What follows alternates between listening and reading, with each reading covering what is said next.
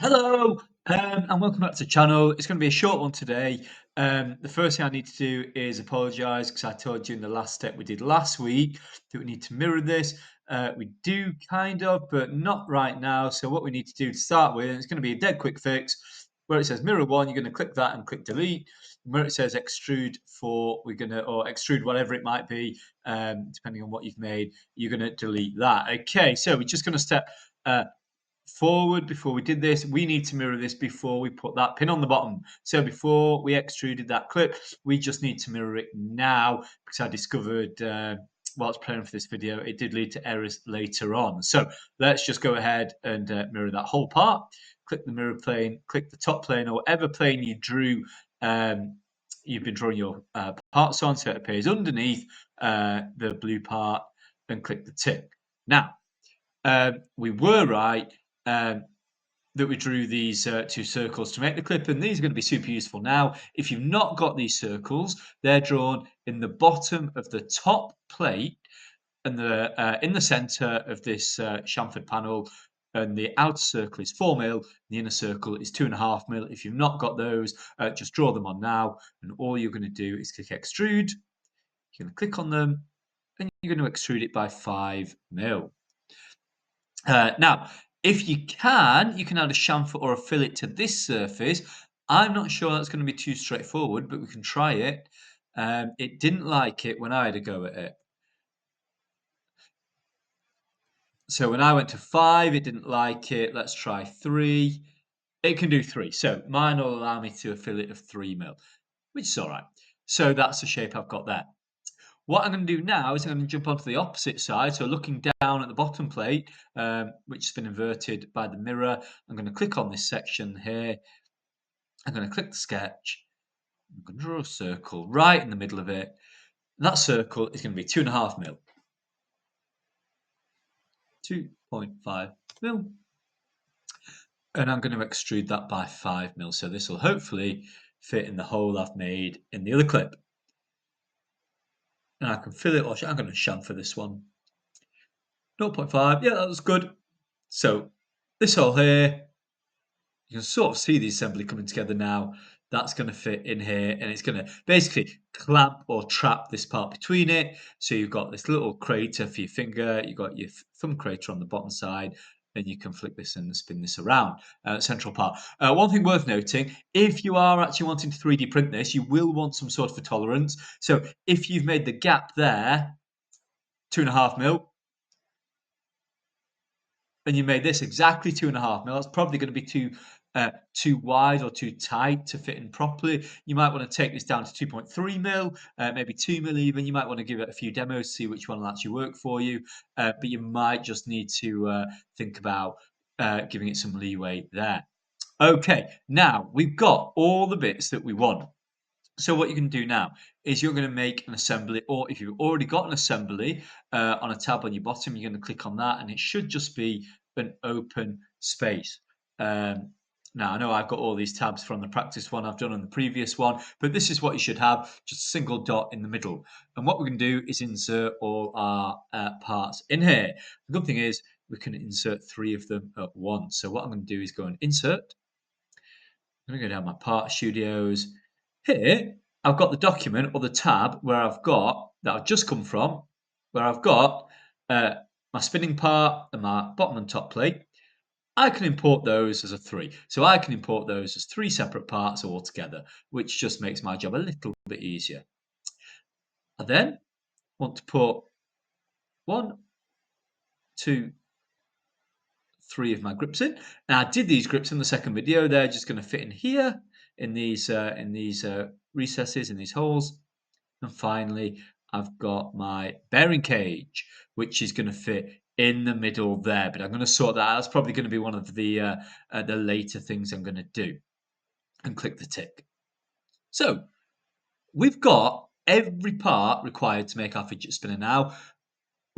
This is every part that 99% of all fidget spinners have. So you've effectively got the makings of your very own fidget spinner right here.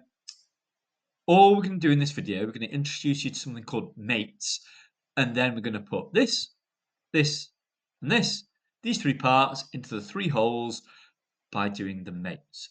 And we're going to do the rest in the fifth and final video. So first of all, what you're going to do is you're going to click on this first mate, which is called the fasten mate. Now, what a mate is, it's a relationship between parts. So we use these to either stick parts together or angle parts against each other or tell the software how we want pieces to move around or against each other. So we can do all sorts of this. Is about building it, it's about putting things in the right places. It's about allowing this to spin or behave or move as it would in real life. So I know that this rubber or silicon section in a fidget spinner, this doesn't move or it's not supposed to move.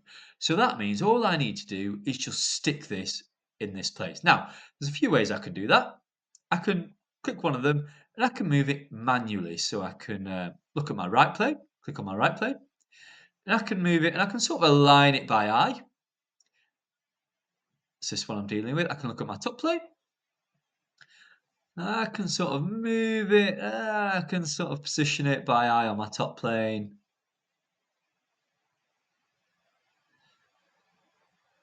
And then my right plane again, I can just lower it into position. And that should be, yeah, that's quite nice.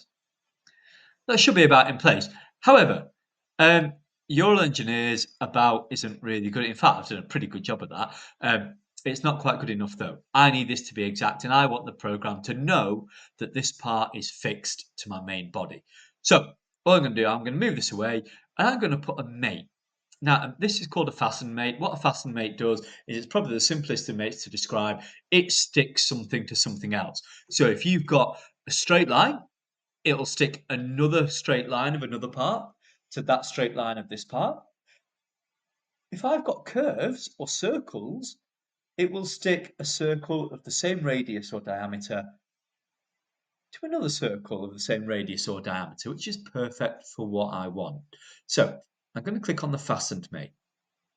Now, this is the line I'm going to be dealing with. I could probably do this one because I think this was modeled to be perfectly complementary. That means every point on here should match perfectly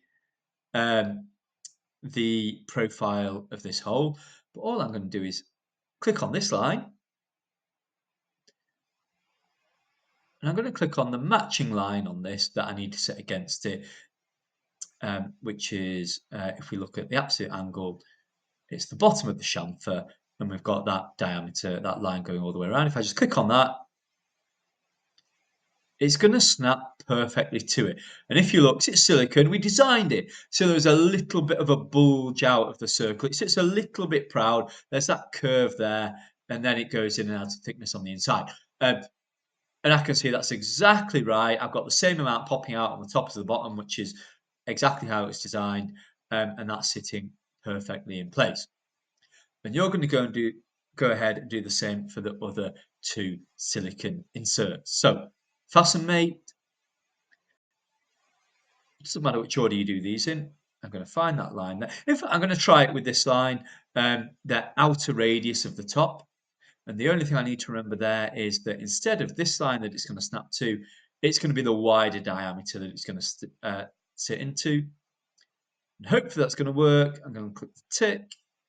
If we look at that, we should see that too is sitting equally proud of that surface. And again, once more, the fastened mate. I can even do it to the underside if I want, just so long as I snap it to that underside of the radius, so the complementary face or edge, and click the tick once I'm done. And now this part is fully defined at the minute. That means this, and this, the software recognizes they are part of this central body. This is now considered one single, or behaves at least as a single part. Right, okay, that wasn't quite as sure as we wanted, but the next bit, and it should be the next video, the last video, the next one. What we're going to do, we're going to pattern this ball bearing around, and I'm going to tell you why that's important. And then we're just going to add something called a cylindrical mate and a planar mate to our our remaining parts, and that should fully define them, fully constrain them, and allow our main body to rotate and spin around the other parts. Okay, thank you for watching, guys. If it's been helpful or if you enjoyed the series, please drop a like or a comment. If you enjoy some of the other projects as well, please subscribe, and we'll be posting the final video shortly. Thank you, and we'll see you there.